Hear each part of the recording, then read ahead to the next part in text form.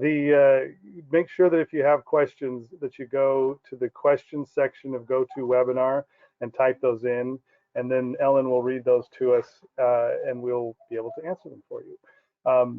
So just to quickly thank the congressional staff for getting the information out to all of their constituents, and we appreciate that their constituents coming and being a part of this. We hope this can be helpful to everybody.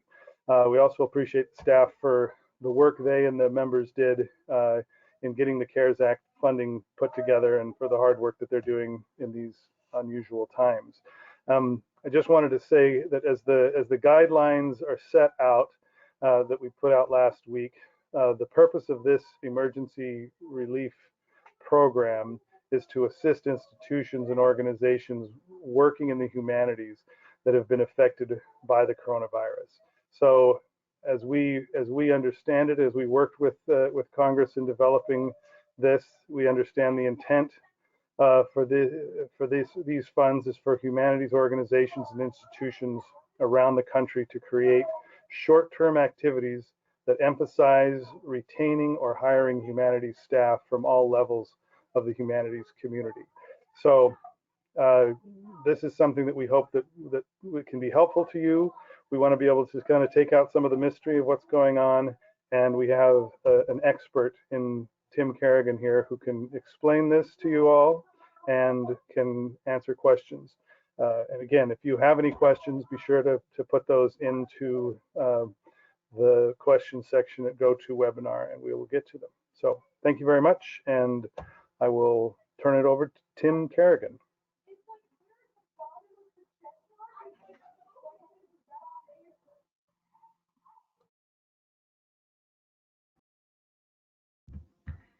Great, thank you, Tim. And thank you all again for joining us this afternoon and for your interest in the National Endowment for the Humanities, specifically our NEH CARES funding opportunity. My name is Tim Kerrigan, and I'm the Chief Funding Opportunity Officer at NEH. Throughout my comments today, I'll be referring back to our Notice of Funding Opportunity, the guidelines for this announcement. If you haven't seen that yet, it's available on the program resource page for NEH CARES, which is, you can link to that directly from the NEH homepage. And on that program resource page, you'll find both the Notice of Funding Opportunity as well as a link to the grants.gov application package. And as Tim mentioned,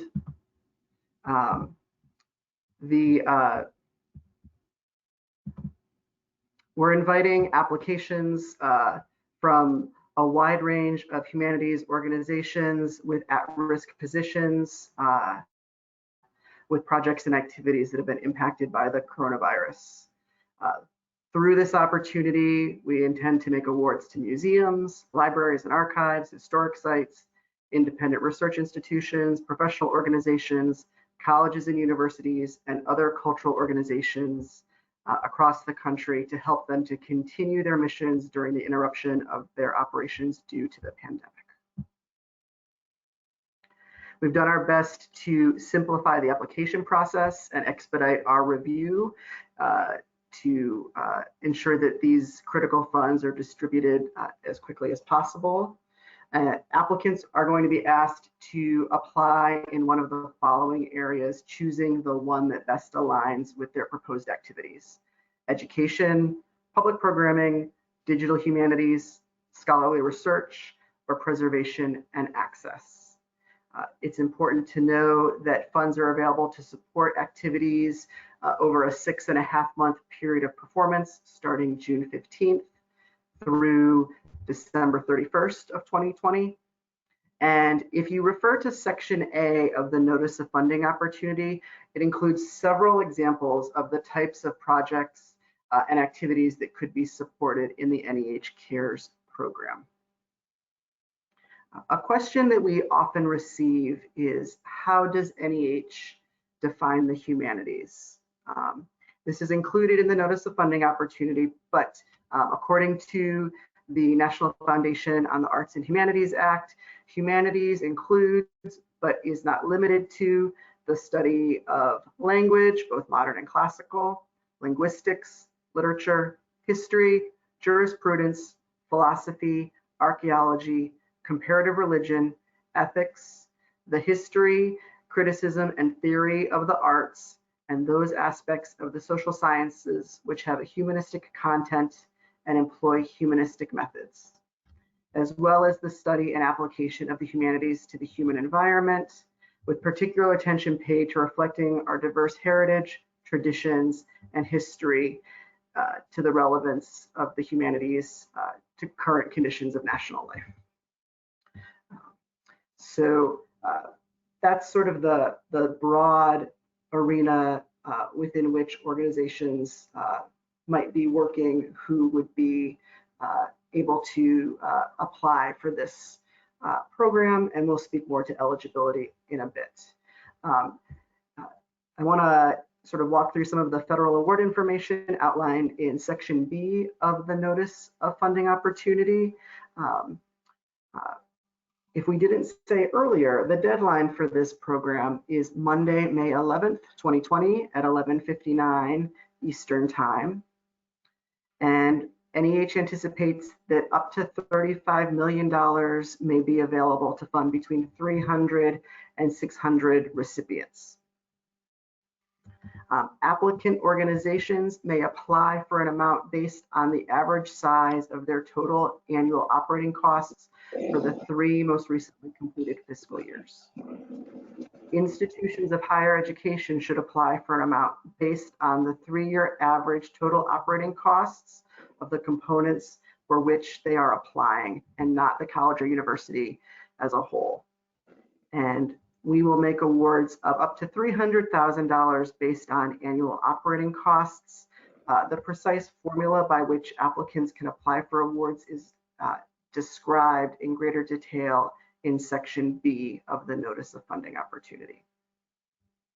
Moving on to eligibility for this program, which is described in Section C of the Notice of Funding Opportunity. Eligible applicants include U.S. nonprofit organizations with 501c3 tax-exempt status, public and 501c3 accredited institutions of higher education, state and local government agencies, and federally recognized Native American tribal governments. It's worth noting that the 56 state and jurisdictional humanities councils are not eligible to apply under this announcement. States and jurisdictional humanities councils received CARES Act funds directly as supplements to their general operating support grants. Additionally, individuals, foreign, and for-profit entities are not eligible to apply. Cost sharing is not a requirement for this program, and an organization may submit only one application under this announcement. A parent organization may submit only one application for each independent component. An independent component must be a unit that is both programmatically and administratively different from the parent organization, have its own staff and budget, and generally have an independent board that has substantial responsibility for oversight and management. Examples of independent components might be, for example, a museum, university press, or academic library on the campus of an institution of higher education that serve a general public and don't grant degrees. However, academic departments of colleges and universities do not qualify as independent components. If you have additional questions about eligibility, I'd point you to Section C of the Notice of Funding Opportunity. It's important to know that you'll be submitting this proposal using grants.gov. And within grants.gov, this funding opportunity has 5 application packages associated with it. You'll be asked to select an application package based upon your primary project activity: education, public programming, digital humanities, scholarly research, or preservation and access. If your proposal includes multiple activities, please select the application package that best corresponds with your primary activity. We will use these application packages for sorting purposes, and applications will not be rejected based on the application package selected. As you're preparing to submit your proposal, it's also worth noting that the grants.gov registration process requires completing registration in 3 separate systems: Dun & Bradstreet, SAM, or the System for Award Management, SAM.gov, and grants.gov. I will note that the requirement for obtaining DUNS numbers or having active SAM registration at the time of application has been relaxed somewhat in response to COVID-19 across federal funders. If you do not have a DUNS number, you may work with grants.gov's help desk to submit your application. However, this may delay submission, and we strongly urge you to obtain a DUNS number and register in SAM prior to submitting your application. You should also know that NEH is not able to make awards to applicants until all applicable DUNS and SAM requirements have been completed. And even though those requirements are relaxed somewhat in this time, we can't make an award again until those registrations are in place. Let's move into the application itself, which is described in section D2 of the Notice of Funding Opportunity. Your narrative for this program is limited to 3 pages and includes 4 sections, which I'll briefly run through. Section 1, Humanities Mission and Record of Contribution. Number 2, Proposed Activities and Audience. Number 3, Jobs and Personnel.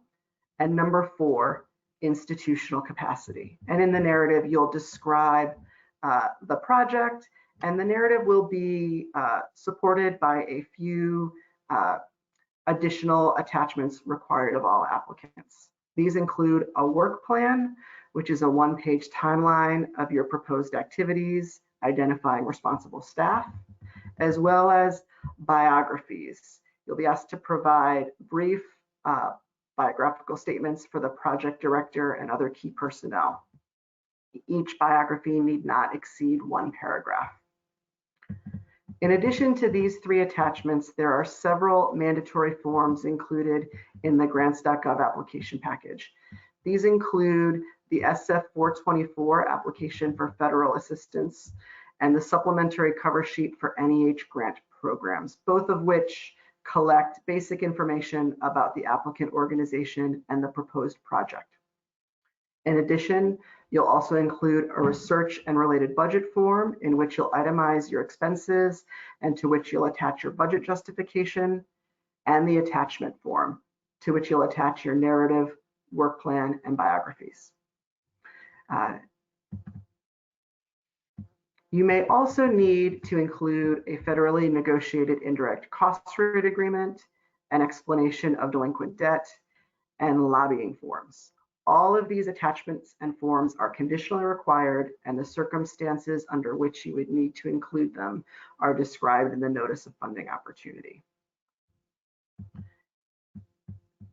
I'd like to let you know about a few of the funding restrictions in this program, which are included in section D6 of the Notice of Funding Opportunity.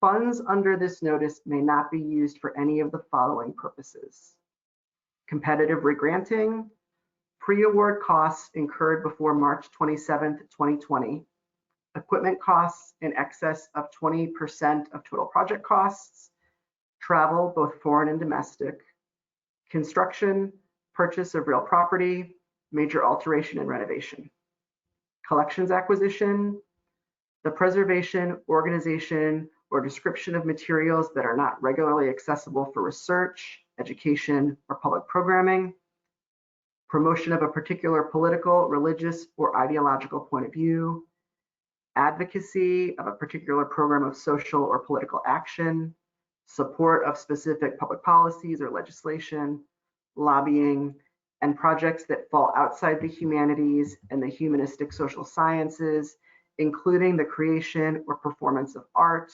creative writing, autobiographies, memoirs, and creative nonfiction, and quantitative social science research or policy studies. Applicants should also see the unallowable costs included in 2 CFR 200 subpart E cost principles. And it's important to note that projects should not overlap with other NEH grants and cooperative agreements and other federal assistance, including other federal awards or the Small Business Administration's Payroll Protection Program. I'd like to briefly talk about the review criteria by which proposals will be considered in the NEH CARES program. These are found in section E1 of the Notice of Funding Opportunity. There are 3 of them. The first is the degree to which the proposed project would retain humanities jobs threatened by the coronavirus pandemic or create new jobs, and the qualifications and level of involvement of the relevant personnel dedicated to the proposed activities.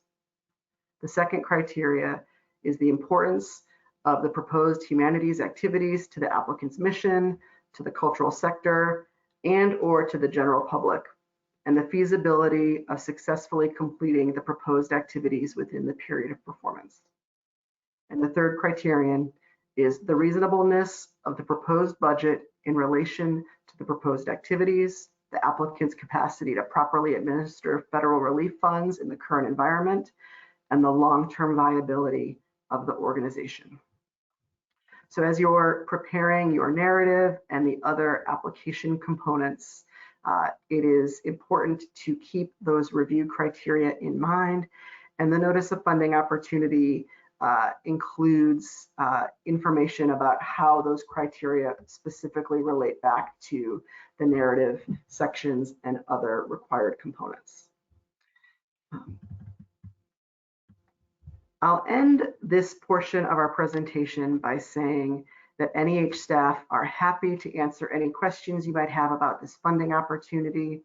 And you'll find contact information on a slide that Ellen will share now, which is also included in section G of the Notice of Funding Opportunity and on the NEH CARES program resource page. And with that, we'd love to turn to your questions and provide additional information about anything that would be helpful to you as you're preparing your proposals leading up to that May 11th deadline.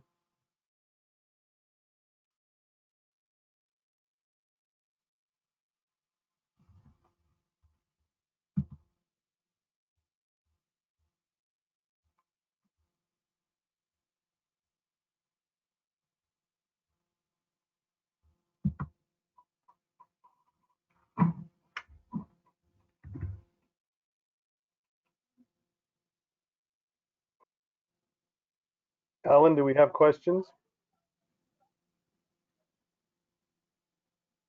As Ellen's synthesizing questions, Tim, I might just say a little bit more about the contact information on the slide right now. Sure. If you have a general inquiry about the program, we would encourage you to contact the main questions at NEH box. However, if you, based on your proposed project activities, know that your project is specifically related to education or public programming or digital humanities, scholarly research, or preservation and access, we would encourage you to reach directly out to the relevant division, and the program officers there will be best positioned to assist you. If you have questions about SAM.gov registration, we would point you to the Federal Service Desk. And if you have questions about grants.gov itself, we would point you to grants.gov's applicant support.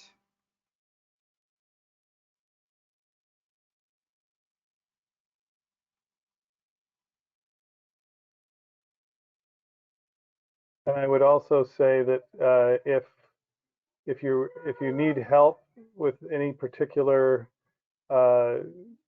situation with constituents, or if you need to reach out to the Congressional Affairs Office, feel free to do that.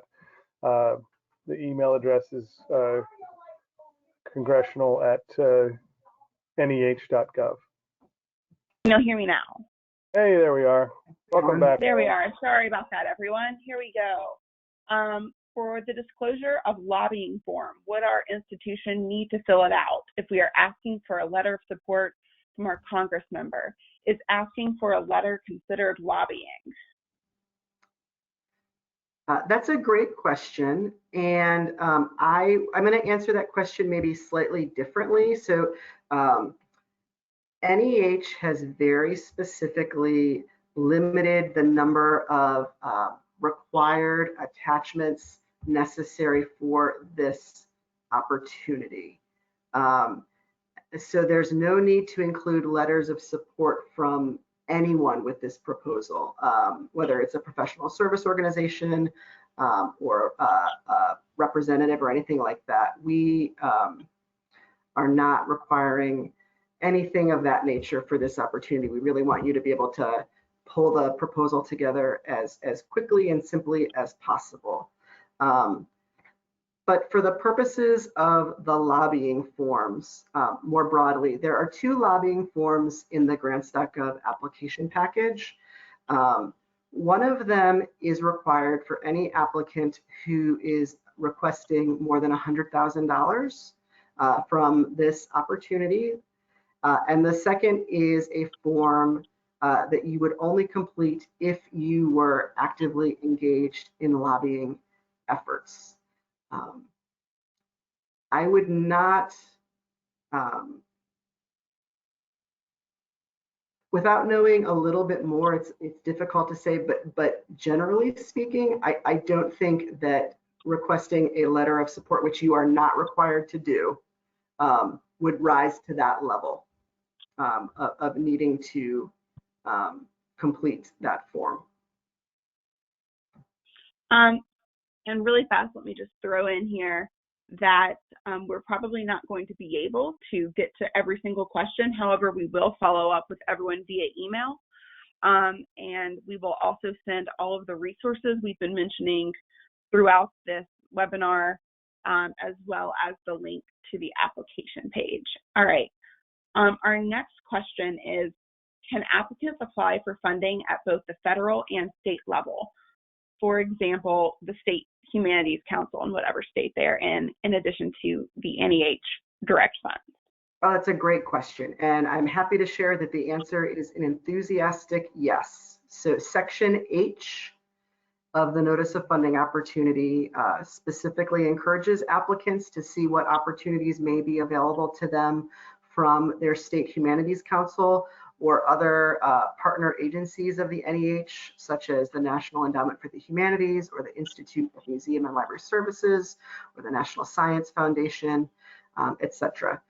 The important thing I think to keep in mind always is that you want to make sure to avoid overlapping project costs. So you would not want to request funding from NEH to cover the same employee's time as you would a second funder, if that makes sense. All right. Can a university apply on behalf of specific professors whose humanities research has been impacted by the pandemic? Sure. So it's important to keep in mind that eligibility for this program is limited to organizations and not to institutions, not to individuals. And while subawards are certainly allowed, it would be inappropriate for an eligible applicant to apply on behalf of ineligible applicants, such as individuals here. So I would refer this questioner to the list of sample projects included in Section A of the Notice of Funding Opportunity. And if they have more specific questions as a follow-up to that, that they reach out to the Division of Research Programs, at research@NEH.gov, and our colleagues in that division will be best positioned to assist that applicant. We've gotten this question a couple of times, Tim. If you have received PPP funding, are you still eligible for this NEH funding? Yes, that's a great question, and the answer to that is you may apply for this opportunity if you have received Payroll Protection Program funding. The same restriction about overlapping costs that we discussed a minute ago as it related to the state humanities councils or other federal grant making agencies like NEA or IMLS applies here. So if you have funding that would, through the PPP program, that covers an applicant, that doesn't prevent you from, covers an employee, that would not prevent you from applying here to this program, but you would want to make sure that that you are not sort of double dipping on that same employee over the same period of performance. We've also got some questions about trying to determine which of the categories things fall into. So if it's something about making sure an organization's public programming is available online, would that be public programs or digital humanities, things like that, as well as things that combine multiple aspects? Sure, it's such a good question, and it's something I think we're hearing a lot right now. I don't want people to sort of like wring their hands over thinking that. I don't think that was the intent here at all. So we recognize that for many of you, your work is sort of straddles many of these areas, and that it might feel difficult to sort of pick just one. So again, let me reiterate that those application packages are primarily being used for sorting purposes as we process these proposals, but have no bearing on, if you would be, you wouldn't be rejected based on, quote unquote, choosing the wrong one or something like that. If you're not sure where you fit best, I would encourage you to reach out to the division that you think might be the right one for you. So in the example given, if you're thinking like, gosh, is this a public program or is this digital humanities? I would reach out to one of those offices and say, this is the project that these are the activities we're thinking about for the NEH CARES program. Would this fit well under public programs, or do you think should we speak to the folks in digital humanities instead? In a lot of cases, I don't know that there's a wrong or right answer. So I think the more important thing is to be submitting the best proposal that you can. But I know that people want to sort of make sure they're sort of putting it into the right place. So if you're not sure, I'd encourage you to reach out to the divisions directly, and they'll be glad to help you kind of navigate that question. We've also gotten some questions about whether these funds can be used to cover operating support and salaries for either existing or new staff members. Sure. So I'm going to just pull up the exact text for everyone again, because I think it's important to know. The sort of brief purpose of this program really, and in keeping with Congress's intent in enacting the legislation, is for proposed short-term projects emphasizing retaining or hiring staff. And so yes, that is yes, in that these funds may be used to retain or hire staff. I think it's important within this program, and again, if you look to the narrative prompts and to the review criteria, it's also important for applicants to contextualize their request within the context of a set of activities that further the organization's humanities mission. So I hope that that's helpful. And in terms of general operating support, I'm going to just pull up, there's a specific line I want to just point people to in the notice of funding opportunity. So An applicant may request, excuse me. All right, so applicants may request a variety of costs in this program, which include general operating support, provided that it is recovered through indirect costs typically. So if you have questions about indirect cost recovery, I would point you to the section of the Notice of Funding Opportunity related to indirect costs in the instructions for the research and related budget form. And that'll tell you a little bit more about that.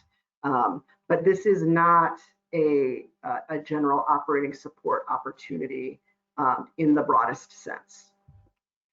I hope that's clear.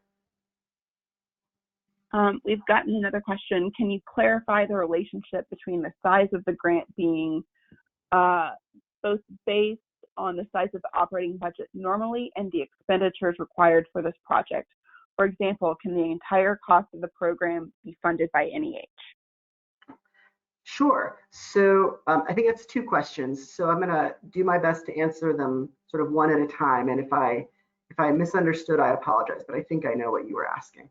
So related to the amount that you are able to request, the ceiling for this program is $300,000.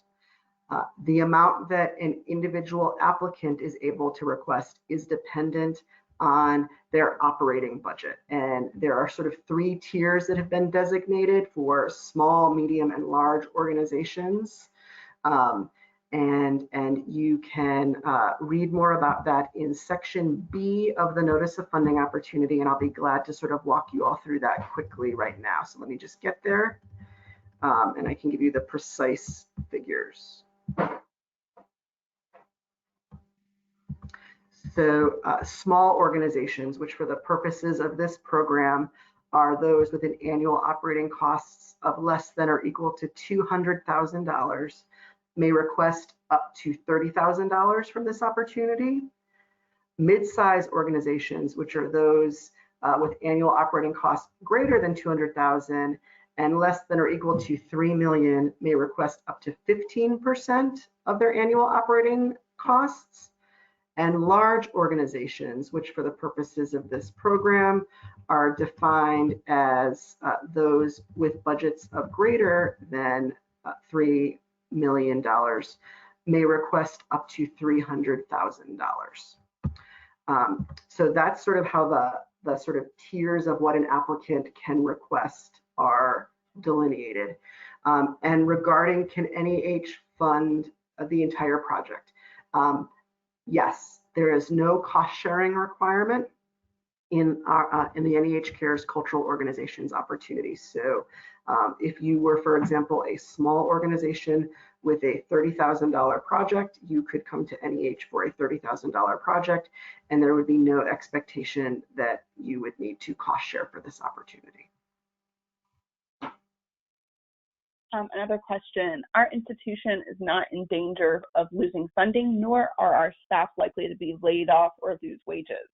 Would this grant allow us to hire additional staff to work on our new short-term projects related to coronavirus? For example, archiving materials related to the virus's impact on our community. Great, so a good question, and how lucky for that applicant. We certainly would allow hiring humanities staff, not only retaining existing staff, but hiring staff is an allowable activity in this program. And for example, the list of sample projects in section A that I referenced before, one of the examples of the type of project that could be funded through this program is a public radio station requesting support for the development of a podcast to contextualize the global impact of the coronavirus in relation to historical events such as plagues, natural disasters, and world wars that have significantly altered human history. So I think that if I'm understanding the proposal that this particular applicant is considering, it would be sort of along the lines of that, in that way. But I would say, again, for all applicants, I would encourage you to be really, as you're preparing your proposal, to be really mindful of the narrative prompts in section D2, as well as the review criteria in section E1. And that's sort of what you should be writing to and how the proposal will be considered. So I think that if that applicant or any applicant feels like they have a project and they're eligible and sort of fits within those parameters, I think that that's sort of a good place to start, certainly. Again, I want to emphasize that we are not going to be able to get to everyone's questions today because we've had hundreds of them pour in. We're going to get to as many as we can, but I would encourage you to look at the frequently asked questions and other documents we send you after this, and to follow up with the email addresses that should currently be on your screen. Now, the next question for Tim is, would a university press with its own budget listed as an example of an eligible independent component within the FOA be eligible to submit an application even if it is not governed by an independent board? Could a faculty editorial board fulfill this requirement in this instance?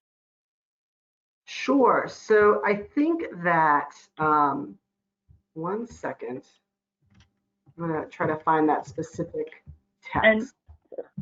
And then in general, there are some other questions about units within larger organizations, so a university library or museum, and how would they fit in?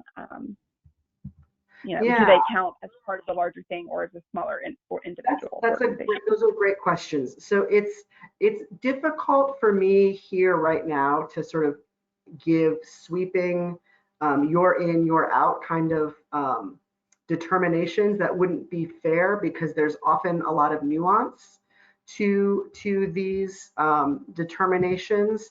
So if you have questions about that, I would encourage you to reach out to the divisions specifically about describing your particular context and asking whether you would pass muster as an independent component. But I will say, one second, in the frequently asked questions document, Ellen, that you referenced, and I'm trying to find the specific question, so give me one moment.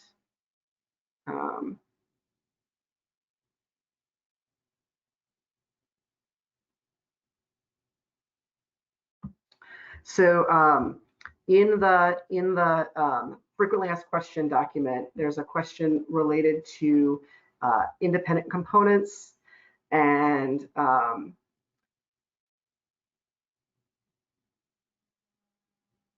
we use the phrase to describe having an independent board, generally have an independent board. So I think that my interpretation of that is that there's an acknowledgement that there are, most independent components likely have separate governance, that there may be some institutions that would qualify as independent components that do not. But again, I think the best thing to do if you have questions about your particular circumstance would be to reach out to the program staff, and they will be so happy to talk to you and sort of help you navigate that question, because this is a new concept for many applicants, we realize. And there have been a lot more very specific questions about the overlapping of other federal funds. One in particular that's a little bit more general than a lot of the ones that really should be specifically asked are, what is the stance on partial funding? Are we able to request additional funding for a project that is partially funded by other funds where the timeline may overlap, but there will be no duplication of specific expenses?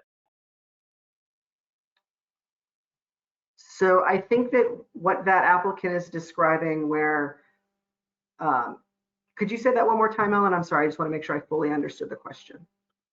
The question is, can you apply for this as well as other federal funds if the timeline of the funds will overlap, but not the specific things that the funds are being used for, the individual expenses? Sure. Okay. So I think that in this particular instance, and what this applicant is saying, to me, that doesn't sound like overlap, because they have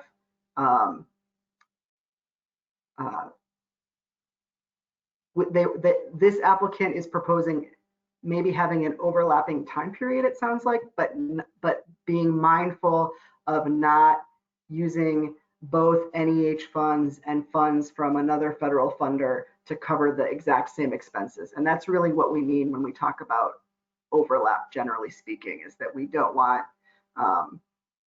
we want to make sure that we're sort of not double dipping.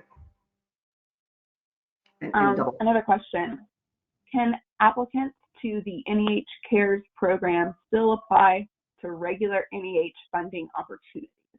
Yes, yes, you absolutely can. There's nothing, so if you were planning to, for example, apply for a challenge grant or any of our other upcoming opportunities, there's nothing about submitting a proposal to this opportunity that would prevent you to applying for any of those opportunities unless their guidelines specifically say differently. And I can't think of any programs currently listed where that's the case. So, so that should not be a concern. You should absolutely, if you have a sort of a larger project that fits into one of our other standing programs, we would absolutely encourage you to pursue those opportunities as well. Can you provide some guidance around a humanities position? For example, would an education staff member or an exhibit installer be considered a humanities position? That is a great question. So, and again, I'm thinking back to that list of sample projects in section A of the notice of funding opportunity. And we tried really hard to include a wide variety of different types of projects and organizations to give you guys a sense of sort of how wide-ranging this could be potentially, depending on your organization and its needs. So, for example, you know, we see examples here on this. I'm just kind of scrolling through this list quickly, but there's examples that touch folks like adjunct faculty, museum educators, exhibit maintenance. So there's a wide variety of things. I don't think when we're talking about, I think when we're talking about humanities staff in this context, we're thinking more about staff supporting the work of humanities organizations in a more holistic way than we are necessarily in sort of a narrowly defined scholarly way like we might in some other opportunities. And again, I would refer you to the language in the notice of funding opportunity, which I think really strives to be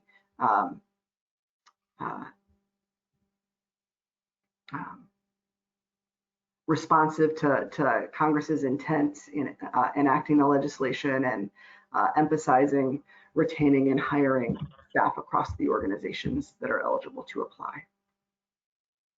Can you please talk a little about the differences between direct and indirect costs? Does NEH prefer to fund direct costs only?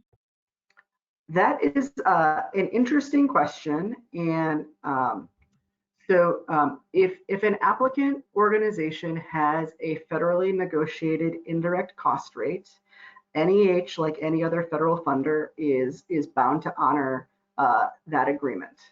And so so we don't really take a position on it. I think as a federal grant making agency, those are sort of the parameters within which we're operating.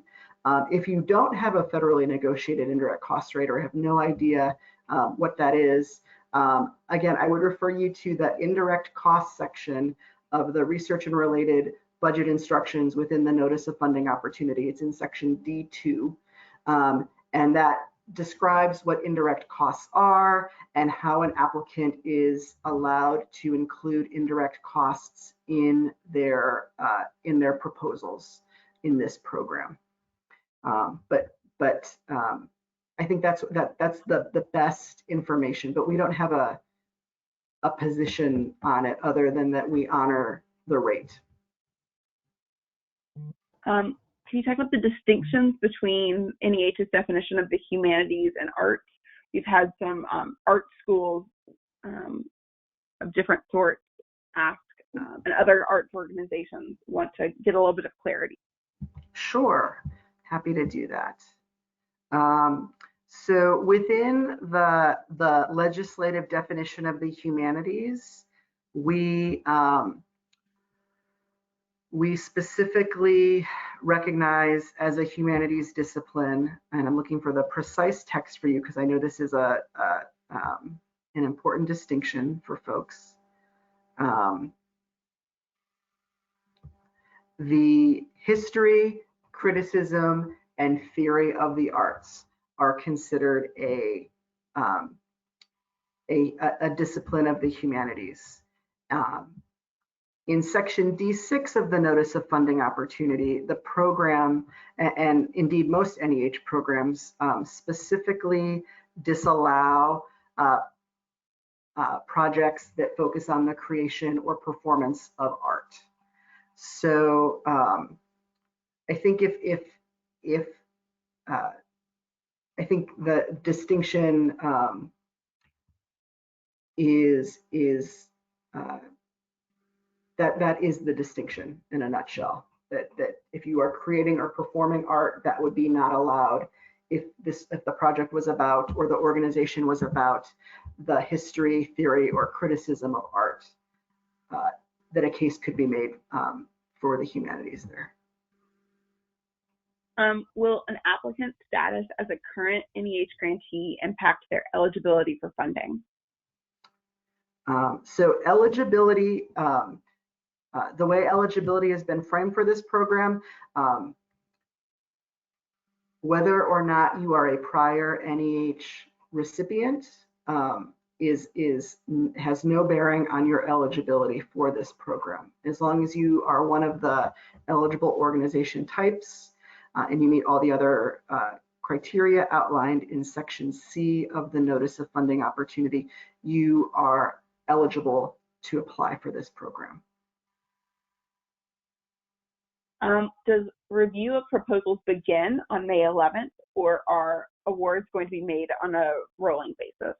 Yeah, that's a great question. So we are working very hard, the program staff and everyone else involved in the grant making at NEH will be working very hard to expedite the review and making of awards for this program. From our program staff all the way up to the National Council. So projects in this, awards made in response to this call are for projects that begin as early as June 15th of this year. We're doing our very best to be responsive. And so our intent is that by that start date that we will have made award determinations.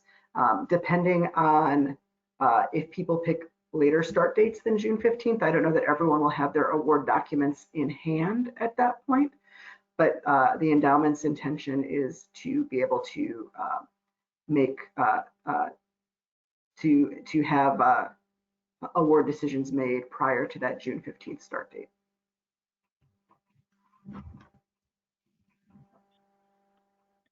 Should we focus more on projects that will help us retain or hire staff, or on projects that serve a broader number of people? That's a great question. So I would refer the applicant again back to the purpose of the program described in section A of the Notice of Funding Opportunity, the narrative prompts in section D2, and the review criteria in section E1. And the primary purpose is around the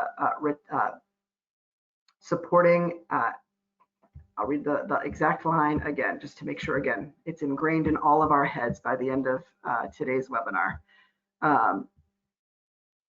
Proposed short-term projects should emphasize retaining or hiring humanities staff. And certainly within the narrative, applicants will be asked to discuss the contributions their organizations have made to the humanities, and that might include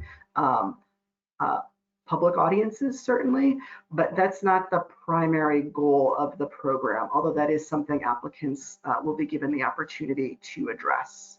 So again, I would really focus on, as you're crafting your narrative, that you're specifically addressing the prompts that are given to you for writing the narrative, and that you're responding to the review criteria in section E1.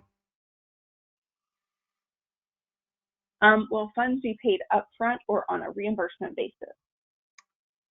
That is a great question. So typically, I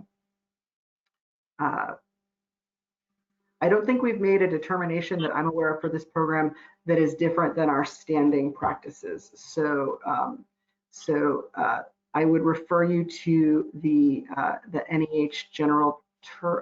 It's not in the general terms, excuse me. Yes. So when awards are made, you'll receive information about that if you're selected for funding. My understanding is that that applicants may request funds upfront, but that they need to be expended within a certain period of time. So in most cases, I believe people request reimbursement after the fact, but there is the ability to request limited funding upfront for short-term needs. And folks' needs may be different in this moment than they would be on other grant projects. So, but I would look to your grant management staff if you are selected for an award for guidance on that. With that, I think we should wrap it up. Thank you all so much for attending. Please reach out to us if you have any further questions, and we will be sending some resources, including the ones that Tim discussed today, on a follow-up email to everyone who registered for the webinar. Thank you so much and have a great day. Thank you. Good luck, everyone.